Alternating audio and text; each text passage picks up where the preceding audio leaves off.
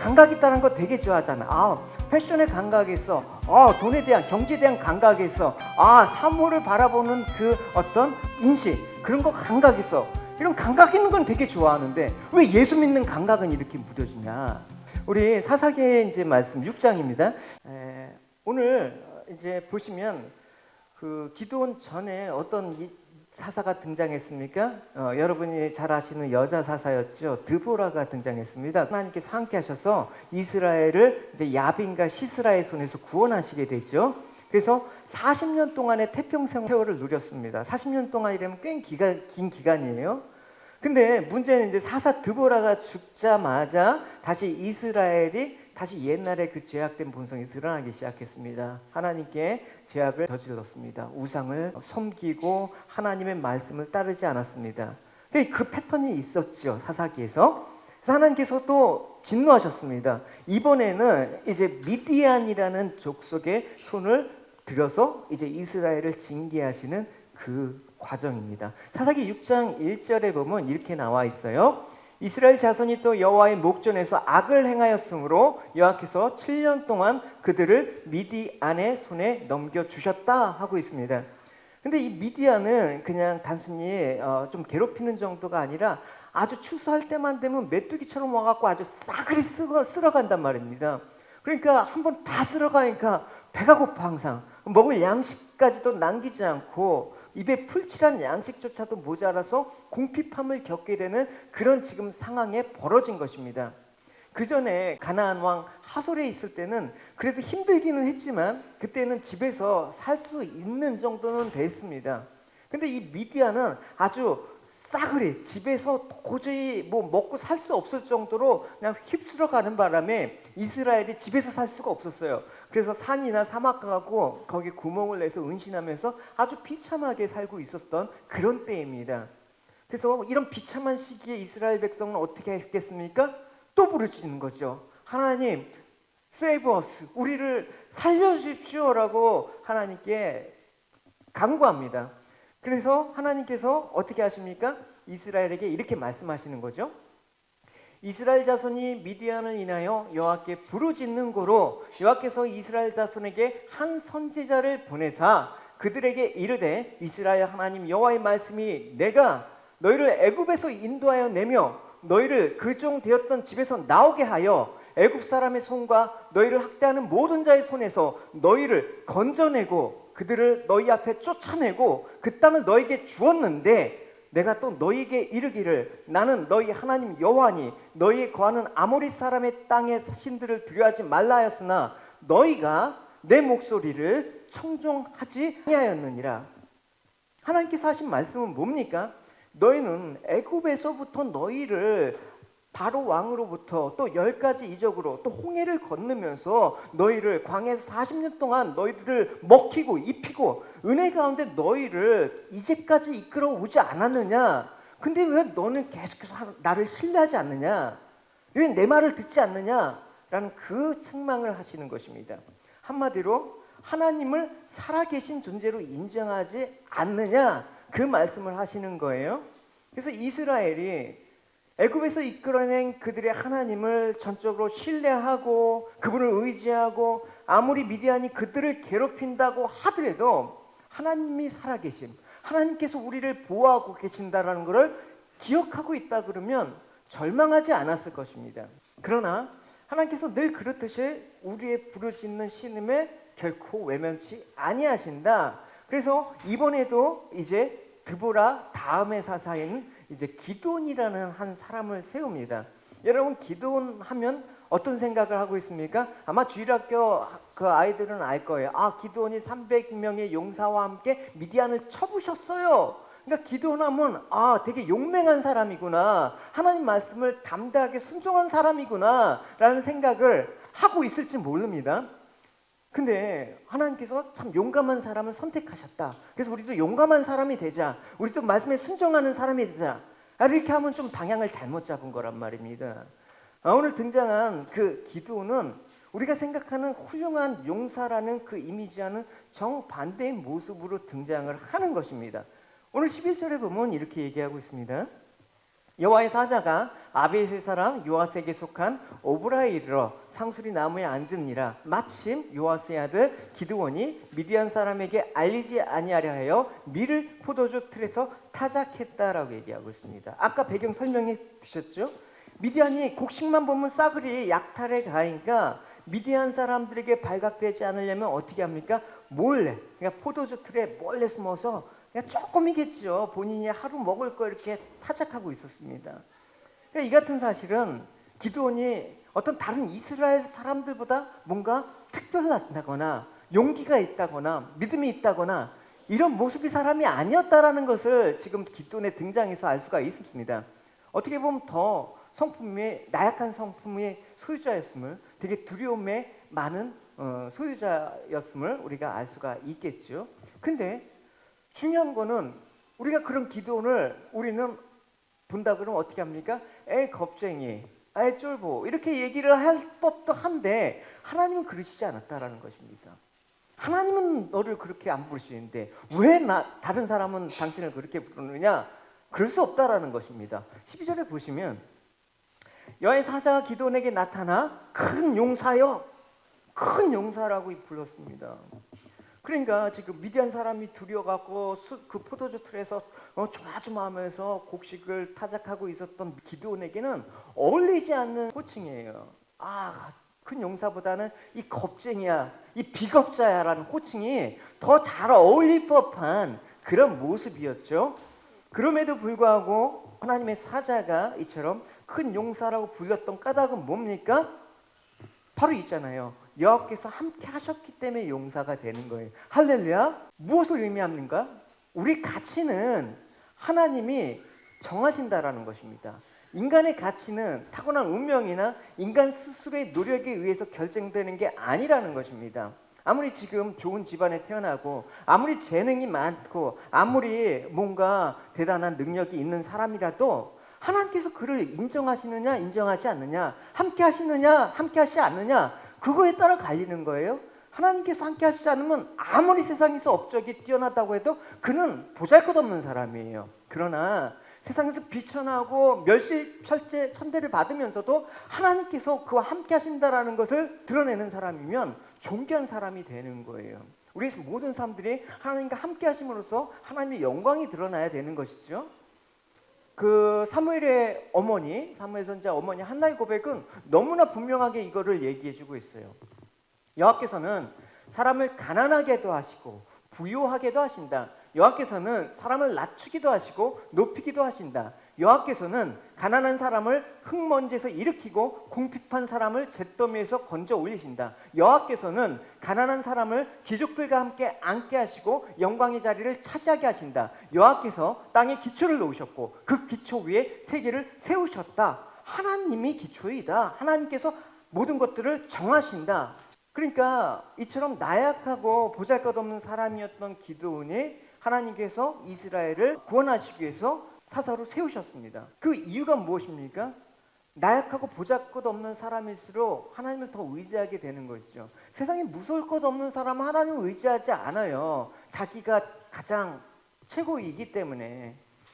또한 이스라엘의 구원 이후에도 그 구원은 기드온의 자신의 힘과 용맹으로 얻어진 게 아니라 하나님의 은혜로 이루어진다라는 사실을 고백하는 거예요. 사실 기드온이 미디안의 군대라 싸우고 해서 많은 사람의 이스라엘 사람들을 모았지만 하나님께서 아니다 다 가게 하라 하면서 300명만 남았는데 그 300명이 대단한 일당백의 용사는 아니었습니다. 하나님께서 다 하신 거예요. 그 300명의 용사도 사실 용사라고 칭하기에는 너무나 우리 측면에서 볼 때는 할 일이 없어요. 한 일이 없어요. 하나님이 함께 하신다는 것을 보여주시기 위해서 그렇게 약하고 의지할 것 없는 사람을 택하신다. 마찬가지입니다. 고린도전서에서 사도 바울은 교회에게 얘기하기를 그러나 하나님께서 세상에 미련한 것을 택하사 지혜 있는 자를 부끄럽게 하시려고 세상에 약한 것을 택하사 강한 것을 부끄럽게 하려 하시며 하나님께서 세상에 천한 것들과 멸시받는 것과 없던 것들을 택하사 있는 것들을 폐하려 하시나니 이는 아무 육체도 하나님 앞에 자랑하지 못하게 하려 함이다 라고 얘기하셨습니다. 그러니까 기드온에게 하나님께서 함께 하시겠다고 하셔서 큰 용사가 되게 하셨다는 말씀을 들었으면 이제 기도원의 입장에서는 어떻게 해야 됩니까? 아, 감사합니다. 저같이 미천한 자와 함께 하셔서 저를 이스라엘을 구원한 사사로 세우셨으니 감사합니다. 제가 주님의 말씀을 순종하면서 나아가겠습니다. 라고 우리는 예상할 수가 있는데 그러지 않았습니다. 13절에 보면 이렇게 얘기해요. 기드온이 그에게 대답하되 오 나의 주여 여호와께서 우리와 함께 계신다면 어찌하여 이 모든 일이 우리에게 일어났나이까? 또 우리 조상들이 일찍이 우리에게 이르기를 여호와께서 우리를 애굽에서 올라오게 하신 것이 아니냐 한 그 모든 이적이 어디 있나이까? 이제 여호와께서 우리를 버리사 미디안 손에 우리를 넘겨주셨나이다. 이게 뭡니까? 이스라엘 백성들이 미디안에 지금 압제를 받는 거를 자기네 탓이 아니라 하나님 탓으로 돌리고 있단 말입니다. 하나님께서 진작 도와주셨으면 이런 걸 안 당했는데 이제 와서 왜 나를 사용하시느냐? 이 적반하장이라는 얘기를 하는 것이죠. 그러니까 기드온은 뭐 이스라엘이 지금 제약 가운데 깨닫지 못해서 지금 이런 징계를 받고 있는데 기드온은 이걸 알았어. 아, 우리 제약 때문에 그런 줄 알았어. 그래서 주님께서 찾아주신 걸 고맙게 생각한 게 아니라 기드온 역시도 똑같은 사람이었다라는 것입니다. 이스라엘 사람들과.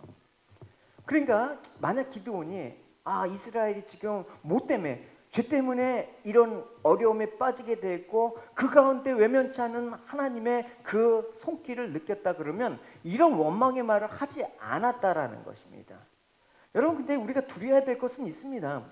죄를 짓는 거 두려워해야죠. 근데 살다 보니까 죄를 안 지을 수가 없어요. 더 중요한 건 뭐냐? 아, 죄를 짓는 것보다 더 무서운 게 지었다라고 해도 깨닫지 못하는 게 더 무서운 거야. 이게 죄인지도 모르고 하는 게 더 무서운 거야. 왜냐하면 죄를 지었다고 해도 우리가 깨닫기만 하면 회개하고 용서받고 하나님께서 다시 새로운 삶을 허락하십니다. 근데 죄에 대해서 우리가 감각이 없잖아요. 무지하잖아요. 회개가 안 되는 거예요. 아, 내가 뭐 잘못한 게 있어야지 회개하지. 나는 그래도 나름대로 착하게 살고 좋은 일도 하고 뭐 여러 가지 했는데 내가 왜 죄인이야? 그게 더 무지한 거예요. 여러분, 오늘날 많은 사람들이 하나님께 나오기를 왜 거부하고 스스로 멸망의 길을 택하고 있습니까? 죄에 대해서 무지하고 회개할 필요를 느끼지 못하기 때문에 그래요. 에베소서에 이런 말씀이 있어요. 죄에 대해서 깨닫지 못하는 사람에 대해서 이렇게 얘기하고 있습니다. 그들의 총명이 어두워지고 그들 가운데 있는 무지함과 그들의 마음이 굳어짐으로 말미암아 하나님의 생명에서 떠나 있도다. 그들이 감각 없는 자가 되어 자신을 방탕에 방임하여 모든 더러운 것을 욕심으로 행했다라고 얘기하고 있습니다. 그러니까 무지한 자, 생명에서 떠난 사람들의 삶의 특징은 뭐냐? 감각이 없다. 감각이 없으니까 여러분 누가 찔러도 감각이 없으니까 아픔을 모르는 거야. 양심의 가책이라는 걸 못 느끼는 거야. 그러니까 자신을 방탕에 방임한 채 모든 더러운 것으로 욕심으로 행하는 자, 이게 바로 생명에 떠난 자라는 것입니다. 그걸 감각이 없다라고 얘기하고 있습니다. 그래서 성경에 우리가 주님께서 문둥병자를 치유하시잖아요. 문둥병자의 대표적인 특징은 뭐예요? 살에 감각이 없다는 거예요. 그러면서 치료하시고 어떻게? 너가 이제 나음을 입었다. 그 말은 뭐합니까? 너가 이제 죄에 대한 감각이 생겼다. 그래서 나를 의지하게 되었다. 그래서 구원이 너에게 임했다. 그런 소리 아닙니까? 그래서 여러분, 우리가 이 내용만 보면 방탕하다라고 생각하면 이미지가 있어요. 아, 방탕하니까 도덕적으로 아주 문란한 걸 생각한다는 것입니다. 물론 그런 것도 있을 수가 있습니다. 근데 그걸 방탕이라고 하면 우리는 선입견이 생겨요. 뭐냐면 방탕 딱 떠오르면 여러분 어떤 거가 생각이 되는 거예요? 도박이나 뭐 술이나 뭐 여자, 거기서 또 더러움으로 행했다고 하니까 뭐 비리, 사기, 뭐 이런 범죄를 생각한단 말입니다. 그러니까 여러분, 방탕과 이 더러운 욕심의 이런 이미지를 우리가 어떤 상종할 수 없는 이 도덕적인 타락된 인간의 모습으로만 생각한다 그러면 그럴 수 있어요. 근데 그것만 생각한다면 어떤 부작용이 있느냐? 그럼 나는 그거와 상관없는 사람으로 단정을 한단 말입니다. 왜? 나는 그래도 뭐 건강하거든. 그러니까 나는 그 방탕한 것과 해당 상황이 없어. 그렇게 스스로 판결을 내려버리는 거예요. 그러니까 죄인이지만 나는 방탕하진 않아. 이렇게 해버린다라는 거예요, 여러분. 아, 죄인이라는 거 하도 들어서 죄인이라는 거 아는데 방탕한 죄인은 아니야. 하나님 보시기엔 똑같은 죄인이지 뭐가 아니에요. 그래서 이것이 감각이 없다라는 거예요. 여러분, 이 방탕이라는 말을 가장 직접적으로 쓴 사람이 있어요. 그게 누구냐면 예수님께서 누가복음 15장에 그 돌아온 탕자 이야기 여러분 아시잖아요. 그 탕자에게 방탕이라는 말을 표현했습니다. 여러분, 이 탕자는 어떤 사람이었습니까? 이 둘째 아들은 아버지 밑에 있기 싫어한 거예요. 그래서 자기 마음대로 살고 싶어 했어요. 그래서 아버지에게 내가 아버지가 죽으면 내 상속으로 줄 유산 미리 땡겨 주십시오 하고 그거 받고 떠나는 거예요. 그래서 어떻게 우리가 들었어요? 허랑방탕하여 모든 재산을 다 날렸더라. 그러면 우리는 이 탕자 이미지를 이렇게 간단 말입니다. 허랑방탕한 탕자. 그러니까 아버지의 유산을 갖고 회에 나가서 원정 도박도 하고 술 먹고 뭐 여자 문제로 이렇게 막 연결해서 생각하는 거야, 탕자 이미지를. 그래서 성경에 탕자가 그랬다고 어디 있습니까? 그러니까 방탕은 그런 도덕적인 문란을 뜻하는 게 아니라 낭비라는 뜻이에요. 그래서 너희들은 세월을 아끼라, 방탕하지 말라, 깨어있으라. 그건 뭐냐? 방탕은 낭비하는 거야. 헛된 일을 하는 거야, 자꾸만. 그러면서 방탕하고 있는데 그걸 모르는 걸 뭐라고 한다? 너희들은 감각이 없다. 그렇게 얘기하는 것입니다. 삶의 감각이라는 게 여러분 우리에게 있어야 돼요. 방탕은 뭐다? 결국 생명을 떠나서 사는 게 방탕이야. 생명에서 떠나게 되면 모든 삶의 방향이 어떻게 됩니까? 주님을 향하지 않고 나에게로 향해. 나에게로 향한다 그러면 내가 즐거운 거, 내가 원하는 거, 내가 바라는 것으로 방향이 설정이 될까요? 안 될까요? 누구나 설정이 돼. 예수 안 믿으면 삶의 방향은 나로 향하게 돼 있어. 그걸 감각이 없는 자라고 얘기하는 거예요. 그러니까 이 탕자는 아버지를 떠나고자 한 이유도 바로 그것 아닙니까? 아버지 밑에서 아버지의 지시를 받으면서 사는 것보다 아버지 집을 떠나서 자신이 원하는 대로 자기 인생을 살고 싶은 거야. 여러분 그게 뭐가 나빠요?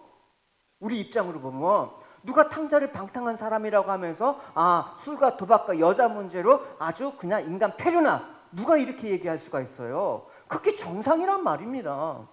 물론 뭐 그랬을 수도 있겠지만, 그래서 아버지를 떠나서 감각이 없는 자로 허랑방탕하게 살았고, 그러다 보니까 허망한 마음으로 생활을 하는 거야. 그러니까 모든 재산을 다 허비하고 돼지가 먹는 쥐염 열매 먹으면서 배를 채워야 되는 비참한 상황에 돌아왔을 때 뭐가 생긴다? 감각이 돌아온 거야. 여러분, 감각이 돌아온다니까. 그러니까 여러분, 우리가 세상에서 한없이 주여 여기가 좋습니다라고 하면 감각이 점점 무뎌져. 이 감각이 그때 들어왔어요. 한번 보시면 이에 스스로 돌이켜 이르되 감각이 돌아왔다라는 거예요. 내 아버지께서는 양식이 풍족한 품꾼이 얼마나 많은지 나는 여기서 줄여 죽는구나. 내가 이런 아버지께 가서 이르기를 아버지, 내가 아버지와 아버지께 죄를 지었사오니 지금부터 아버지의 아들이라 일컬음을 감당하지 못하겠나이다. 나를 품꾼의 하나로 보소서. 나는 아버지 곁에만 있어도 좋습니다. 이게 좋은 거예요, 여러분. 내가 주의 품을 떠나 주의 신을 떠나 어디로 거하겠습니까? 내가 성전에 문지기라도 악인의 궁정에서 그렇게 화려한 날 떵떵거리면서 사는 것보다 차라리 하나님 장막에 문지기로 사는 게 좋습니다. 할렐루야. 이게 감각이 있는 자란 말입니다. 그래서 탕자가 감각이 없을 때 아버지 집에서 아버지 함께 거한다라는 게 큰 은혜인지 몰랐어요. 우리가 지금 이렇게 신앙생활 하는데 예수님이 나와 함께 거한다라는 게 큰 은혜인지 몰라. 우리 삶에 하나하나가 예수님 손길이 안 닿아 있는 것이 없음을 모르는 거, 아는 것과 모르는 거 너무나 큰 차이가 있단 말입니다. 감각 있게 사는 거, 우리는 감각 있다는 거 되게 좋아하잖아. 패션에 감각이 있어. 돈에 대한, 경제에 대한 감각이 있어. 사물을 바라보는 그 어떤 인식, 그런 거 감각 있어. 이런 감각 있는 건 되게 좋아하는데 왜 예수 믿는 감각은 이렇게 무뎌지냐? 그래서 탕자는 아버지 없어도 돼. 돈만 있으면 얼마든지 행복한 인생을 살 수 있어. 그러니까 작은 아들은 유산으로 건전한 삶 만약에 살았다고 칩시다. 안 망했어. 유산을 나가서 불렸어. 불려갖고 투자했는데 30배, 60배, 100배가 됐어. 그래갖고 펜트하우스 90층에 막 거하게 됐어. 그러면 그걸 성공이라고 합니까? 그래도 방탕한 거야, 여러분. 아버지를 떠난 사람은 방탕한 거야. 하나님을 떠난 사람은 방탕한 거예요. 그러니까 아버지를 떠난 것 자체가 하나님 아버지의 은혜와 사랑을 가볍게 여긴다는 거. 우리를 구원하셨다는 이 구원의 은혜가 가볍게 여겨지는 거. 늘 얘기했던가 그런가 보다라고 하는 거. 그런 것들이 방탕한 삶이에요. 감각이 없는 삶이에요. 그래서 전도서에 맨 처음에 나온 말이 여러분 뭡니까?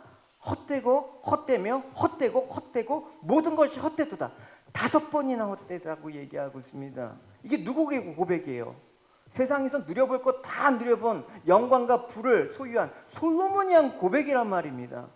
그러면서 내가 이렇게 방탕하게 살았으니까 이런 결론을 낸다. 그래서 너희들은 이렇게 하라. 너희 청년의 때에는 너희 창조자를 기억하라. 그 공고한 날이 이르기 전에 나는 아무 낙이 없다고 할 해가 가깝기 전에 해와 빛과 달과 별들이 어둡기 전에 비 뒤에 구름이 다시 일어나기 전에 그리하라. 너희들 감각 있게 살아라. 항상 창조주 여호와를 기억하는 게 너희들이 살 길이다. 하나님을 기억하지 않고 생각하지 않는 인생이 어떤 건가를 너무나 여러분 잘 얘기해주고 있습니다. 예수 없이 사는 인생이 성공한다? 물론 세상적인 관점에서는 그럴 수가 있지만 적어도 우리가 영적인 관점에서 보면 그 사람은 망한 인생이에요. 볼 것도 없어요, 여러분. 근데 감각이 없는 사람의 특징이 뭡니까? 말에 귀를 기울이지가 않아요. 그게 사사기 백성의 특징이란 말입니다.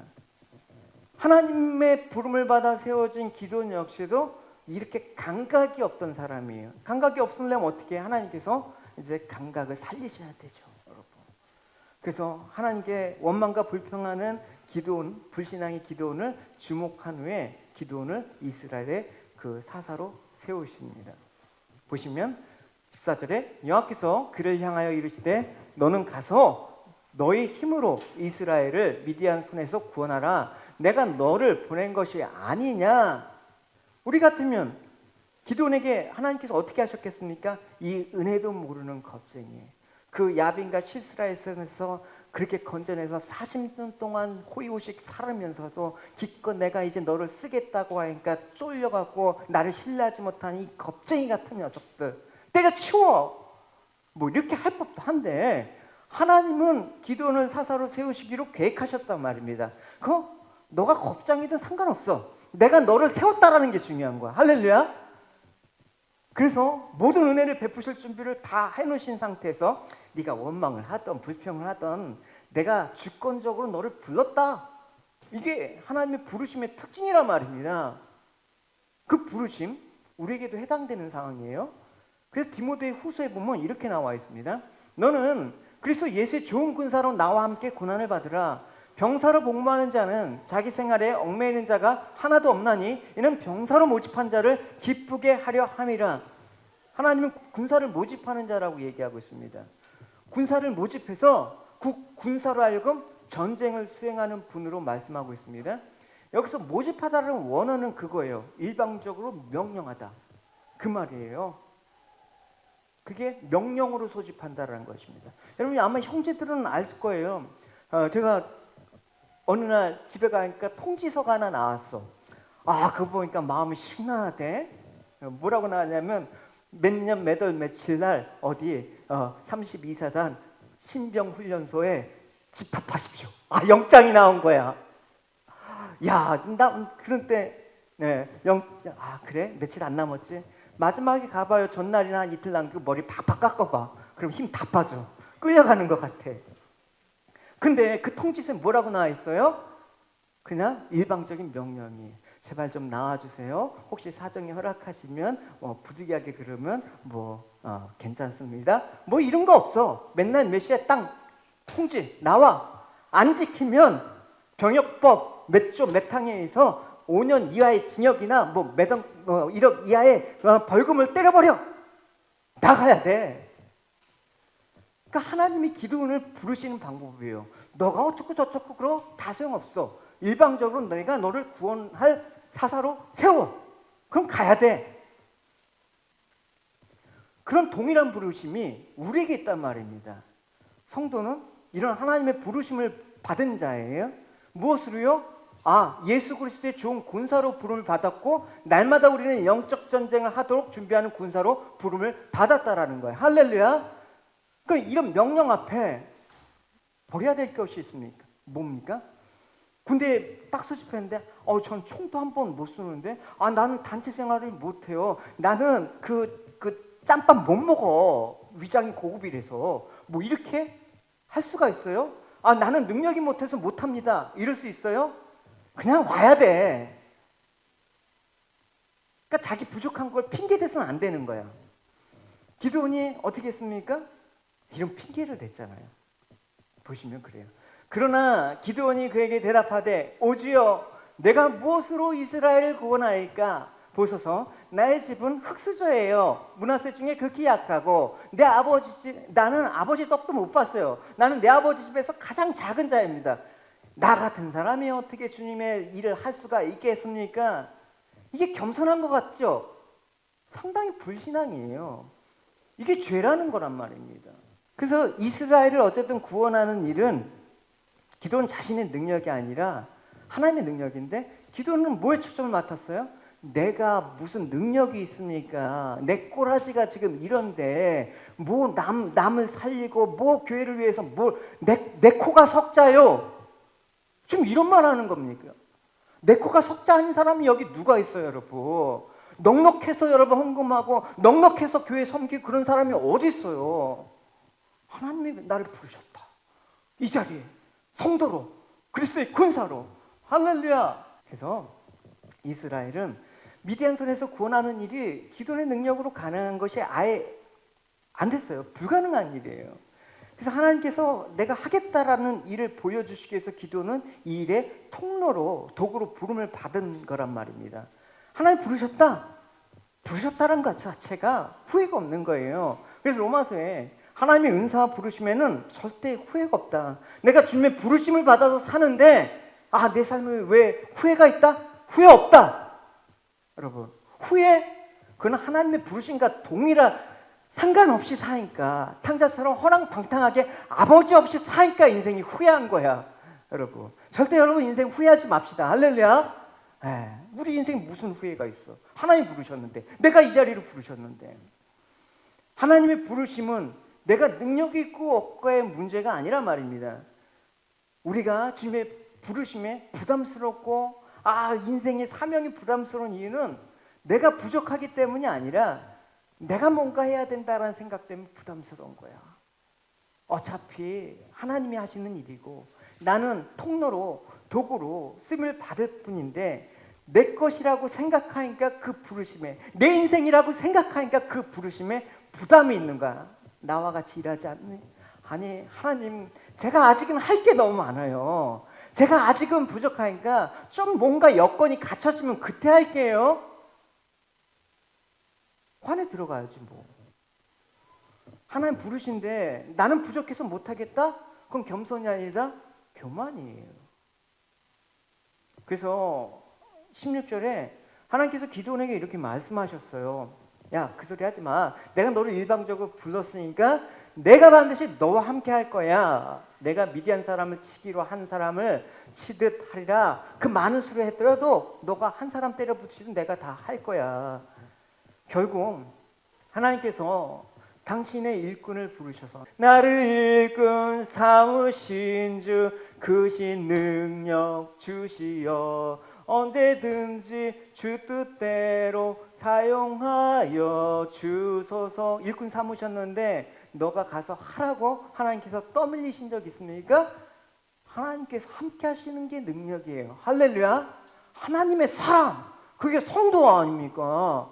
그러면 그 사명을 이룰 수 있는 능력은 어떻게? 하나님이 하신다. 그걸 능력이라고 얘기하는 거예요. 하나님과 상관없이 내가 세상에 힘을 갖고 뭔가 하겠습니다. 그건 능력이 아니라 교만이고요. 그러니까 아무리 나약하고 무능한 사람이라도 그 사명을 하나님께서 이루시게 한다. 어떤 방식으로? 함께 있음으로. 할렐루야. 그래서 신약의 등장은 하나님께서 우리와 함께 하신다. 임마누엘로 시작하는 거예요. 그래서 계시록의 마지막에 내가 너와 항상 함께 하리라. 마라나타, 이제 내가 올 것이다. 모세를 보십시오. 이스라엘 백성을 건져내라. 그 무시무시한 애고양 바로에게 건져내라. 그리고 가나안 땅으로 인도해라. 그 사명을 이룰 수 있는 능력을 누가 주셨습니까? 하나님이 주셨어요. 어떻게 주셨습니까? 모세에게 지팡이. 너 이 지팡이로 명령하면 이 지팡이가 요술방망이가 돼갖고 다 싸그리 줄 거야. 그런 식으로 능력 주셨습니까? 아니에요, 여러분. 항상 함께 하심으로. 할렐루야. 언제나 구름 기둥과 불 기둥으로 또 40년 동안 그 광야에서 천막을 짓고 하나님이 그들과 함께 하심으로, 항상 함께 하심으로 하나님의 능력을 나타내셨다. 그러면 하나님의 능력을 나는 드러내는 통로인가? 그것만 생각하면 돼. 내가 하고 못하는 건 중요한 게 아니야. 그래서 사도 바울은 이렇게 얘기하고 있습니다. 내게 능력 주신 자 안에서 내가 모든 것을 할 수 있어요 라고 고백하고 있습니다. 하나님 내게 능력 주시면 못할 일이 없습니다 라는 그런 뜻이 아니라, 사도 바울은 자신이 예수님의 능력을 받으면 무엇이든지 할 수 있다는 것이 아니라 그리스도 안에 있다라는 것 자체가 능력이다. 할렐루야. 하나님이 우리와 함께 하심 자체가 능력이다. 할렐루야. 저는 여러분 삶 가운데 항상 하나님이 나와 함께 하고 계셔, 우리와 함께 하고 계셔, 우리 자녀와 함께 하고 계셔, 그 축복이 있길 바랍니다. 할렐루야. 그러면 여러분 세상 거 사실 바랄 것도 없어요. 함께하면 하나님께 알아서 채워주지 않습니까, 여러분? 언제 자녀가 밖에 나가서 돈 벌고 밥 먹고 그런 걱정합니까? 부모님이 함께하는 거 그것만 생각하면 되죠. 그러니까 성도는 그냥 사는 게 아니에요. 우리의 삶은 그리스도가 주시는 힘으로 사는 거예요. 그래서 성도의 삶은 생명이며 능력이며 그리스도가 일하시는 활동이라고 할 수가 있는 것입니다. 근데 우리는 항상 예수는 잊어버리고 나 자신만 생각하고 살기 때문에 나의 편함이 우선이 되는 거예요. 나를 통해서 그리스도가 사시고 주님께서 일하시고 주님의 생명이 증거된다는 것에 대해서 무감각해지는 거예요, 여러분. 그러니까 나의 삶에 초점이 되니까 이 세상 풍파에 그냥 한없이 우리 마음들이 그냥 찢기고 상처받고 그런 상태에서 있죠. 그럴 수 있어요. 그러면 어떻게 한다? 감각을 찾아야 돼요. 할렐루야. 감각. 다시 말하지만 성도가 성령으로 살아가는 것은 무엇이다? 그리스도 안에서 사는 것은 나는 성도이다라는 보여주는 차원이 아니라 나를 통해서 하나님이 일하심을 보여주는 것이 성도라는 사실. 교회를 다니는 거 중요하지만 교회를 다니는 게 중요한 게 아니라 이 성도로서 하나님께서 일하신다라는 이 삶들을 보여주는 게 예배다.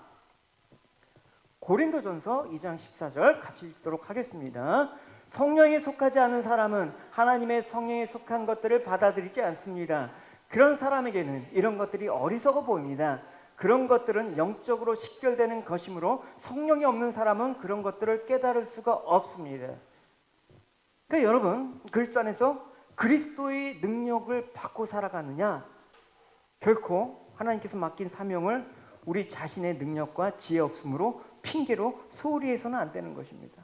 하나님이 우리에게 부르셨을 때, 우리를 성도로 부르셨을 때는 이미 하나님께서 그것들을 하시겠다고 작정하시고 부른 거예요.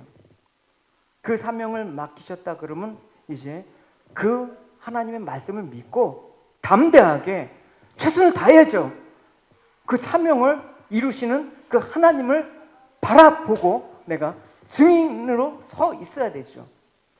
그래서 로마서에 사도 바울은 그리스도께서 내가 전하는 말과 행동을 통해 이방인들은 하나님께서 복종하신 일 이외에는 어떤 것도 감히 말하지 않겠습니다. 이방인들이 하나님께 복종하게 된 것은 표적과 놀라운 일과 성령의 능력으로 이루어졌습니다. 나는 예루살렘으로부터 일루니곤에 이르기까지 모든 지역을 다니며 그리스도의 복음을 충만하게 전파했습니다. 뭐라고 했습니까? 성령의 능력으로 하나님의 함께 하심을 증거했습니다 라고 얘기를 하고 있습니다. 신앙이란 믿음으로 산다는 건 무엇을 하느냐를 말하는 건 아니에요. 무엇을 위해서 살아가는 게 신앙이에요. 나를 위해서 살아가느냐, 주님을 위해서 살아가느냐, 이게 여러분 결국 믿는 사람과 안 믿는 사람의 차이죠, 여러분. 안 믿는 사람이 착한 일 더 많이 할 수 있잖아. 안 믿는 사람이 여러분 도덕적으로 더 여러분 교양 있고 고상한 사람들이 더 많잖아요. 그게 아니라 나는 누구를 위해서 살아가느냐, 그게 중요한 거예요. 잠깐만 무엇을 했느냐 묻는 신앙 때문에 우리 인간의 행함을 기준으로 해서 저 사람은 참 믿음이 있는 사람, 저 사람은 참 믿음이 없는 사람, 이렇게 구별하는 거 결코 주님이 우리를 바라보는 방식이 아니라는 거예요. 마태복음 25장에 주님께서 이렇게 얘기하셨죠. 내가 가장 보잘것없는 사람에게 한 일이 곧 나한테 한 일이야. 가장 작은 자에게 하지 않는 것이 나한테 하지 않는 일이다. 하나님은 지극히 작은 자와 예수님을 일치시켰단 말입니다. 그러니까 예수님께서 지극히 작은 자로 오셨을 때 사람들은 다 예수를 죽여라, 못 박아라, 신성 모독이다 라고 하는 거예요. 여러분, 우리가 어떠한 삶을 살아가고 계십니까? 항상 불평하고 살아가죠. 왜 나에겐 이런 일이 일어나는 거야? 왜 나에게는 저 사람이 있는 거를 주지 않으셨어? 불평을 하면서 살아가는 것입니다.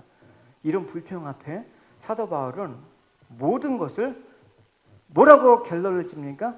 복음을 위해서 주님께서 그렇게 하신 거야. 많은 일들이 일어나지만 우리의 결론은 뭐다? 예수.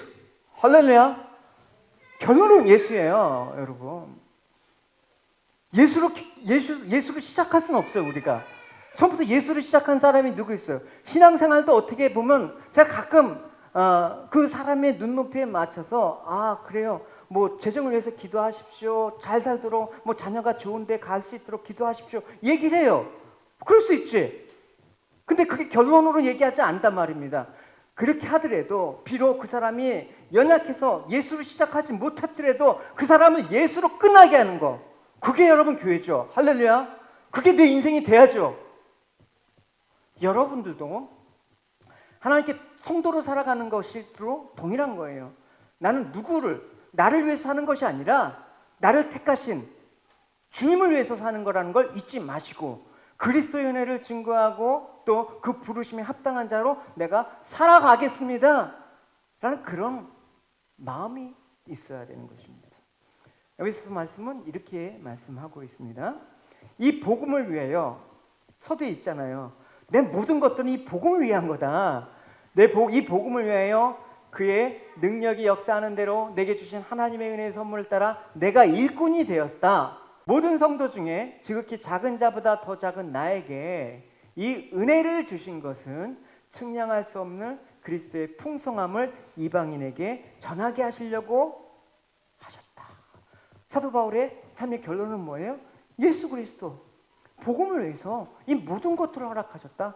좋은 것도 허락하셨지만 나쁜 것을 허락하셨다고 하더라도 그건 우리 생각이지만 하나님은 좋은 것이다. 할렐루야. 여러분 좋은 인생을 사는 거예요. 여러분 가장 좋은 시기, 가장 좋은 은혜, 여러분 가장 많은 것들을 지금 누리면서 사는 여러분들이란 말입니다. 할렐루야. 많은 사람들이 하나님의 자신을 도구 삼아서 하나님 나라의 확장을 위해서 일꾼으로 사용하시기를 원하시거나 또 그렇게 사용하고 있다고 생각하는 경우가 참 많습니다. 때문에 내가 열심히 많은 일을 해야 된다는 것을 일꾼의 사명으로 여기긴 하지만 일꾼이란 말에서 우리가 집중해야 될 것은 일을 한다라는 게 아니라 뭐다? 복음을 위하여 라는 것입니다. 그러니까 사도 바울이 자신 하나님의 부르심 일꾼이라는 것을 강조하는 게 아니라 무엇을 위한 일꾼인가에 초점이 있다는 사실을 우리는 잊지 말아야 되는 것입니다. 일꾼은 오직 복음을 위해서 부름받고 존재합니다. 내가 아무리 많은 일을 했다고 해도 복음을 위한 것이 아니라면 일꾼이 아니죠. 여러분, 우리에게 사명감이 있어야 된다 그러면 그것을 어떤 일로 생각하지 마시고 내가 복음을 위해서 존재하는 거야 라는 사실을 생각하시기 바랍니다. 마태복음 20장에 보면 포도원의 품꾼 비유를 볼 수가 있습니다. 여러 일꾼들이 등장을 해요. 근데 그들이 부름받는 시각이 각각 다르지 않았습니까? 그러니까 일한 시간이나 양도 다를 수밖에 없습니다. 그런데 주인은 품삯을 일한 시간과 양에 따라서 차등을 두고 계산하는 게 아니라 주인에게 부름받은 일꾼이라는 것만으로 계산을 하는 거예요. 그래서 뭐 늦게 가나 일찍 들어가나 뭐 많은 일 하나 적게 일하나 동일하게 품삯을 지불합니다. 주인은 그 일꾼을 부르실 때 어떻게 생각했어요? 포도원의 일을 위해서 일꾼을 부른 게 아니라 이게 참 이 포도원에 일이 많아서 일꾼을 부른 게 아니라 이 사람 부르지 않으면 그날 하루 먹지 못한 일꾼의 처지를 생각한 거예요. 그래서 예수님을 이걸 천국이라고 얘기하는 거란 말입니다. 따라서 여러분 천국은 내가 어떤 일을 많이 하고 많은 시간을 뭐 따지고 이런 차등을 얘기하지 않습니다. 나를 불러주신 주인의 은혜와 긍휼을 감사하는 게 천국입니다. 그런 자들이 모인 곳이 천국이에요. 제가 아까 감각에 대해서 얘기했잖아요. 그 감각이라는 건 뭐예요? 인간의 죽음의 상태를 자각하는 사람. 그럴 때 하나님께서 나를 불러주셨으면 생각하게 되는 거예요. 그래서 그 하나님의 은혜와 사랑이 마음 깊이 다가오게 되는 거예요. 하나님께서 나를 불러주시지 않았으면 어떻게 됐을까? 나는 영원히 죽을 존재이지 않았을까? 라는 감각이 생긴 거예요. 때문에 그 감각이 있는 자신을 알게 된 성도의 마음은 나를 향하는 것이 아니라 그 마음이 어디로 향하겠습니까? 주님의 은혜와 사랑으로 향하는 게 너무나 당연한 거예요. 그 마음으로 존재하는 것이 바로 복음을 위한 일꾼, 아까 얘기한 그리스도의 군사, 하나님의 부르심을 입은 사사, 이렇게 되는 거예요. 내가 아무리 부족해도 그 일을 해나가시는 분이 하나님이시기 때문에 우리는 이것만 믿고 하나님만 의지하면서 우리 자신을 의의 병기로 하나님께 바쳐 드리기만 하면 돼요. So even if you're lacking, remember, God does not care. He will fill that lack and use you. 그러므로 우리는 우리를 부를 때 나는 부족해서 못합니다. 그렇게 응답하지 마시고요. 내가 하나님께 부족한 자로 부름을 받은 이 놀라운 축복, 하나님의 도구로 쓰임을 받을 수 있게 돼서 감사합니다. 그런 마음으로 나가셨으면 좋겠어요. So when God calls us, do not respond with, I'm lacking, therefore I can't do it. You should be thankful for the calling and believe that anything you lack will be filled up by God. 그리고 하나님께 모든 부족함을 하나님께서 채우시고 필요한 모든 것을 주실 것을 믿음으로 주님의 부르심에 순종해야 되는 것입니다. And you must have faith that this will happen and obey God. 하나님께서 우리를 부르실 때 그것이 명령이라는 것을 기억하면서 즉각적으로 온전하게 순종하고 응답하시는 저와 여러분이 되기를 주님의 이름으로 축원합니다. So when God calls, let us respond to Him, and may He bless you all. 아멘. Amen. 우리 다 같이 일어나셔서 찬양합니다. 제가 지금 우리가 이 부르신 자리를 생각합시다. 내 가정에서는 어떠한 부르심이 있고 내 직장에서는 어떠한 부르심이 있고 하나님 이곳에 모인 성도들이 모인 교회에서 모인 이곳에 나의 어떠한 부르심이 있는가라는 생각을 하면서 그 감각 여러분 이 감각 은혜에 대한 감각 고뇌에 대한 감각들을 여러분 되찾으시고 더 예민하게 더